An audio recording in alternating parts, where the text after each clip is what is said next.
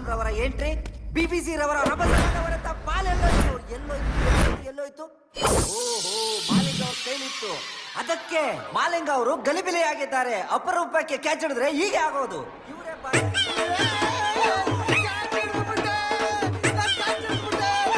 ಮಾಲಿಂಗರವರು ಬಾಲನ್ನು ಕೈಯಲ್ಲಿ ಹಿಡಿದುಕೊಂಡು ಕಿರುಚುತ್ತಿದ್ದಾರೆ.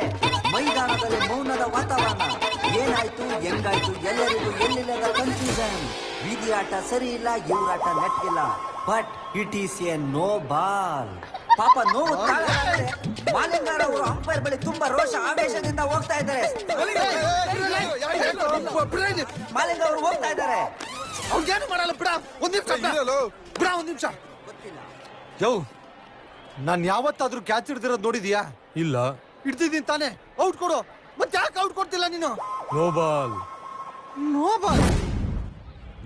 ಕ್ಯಾಪ್ಟನ್ ಅನ್ನ ಒಂದೇ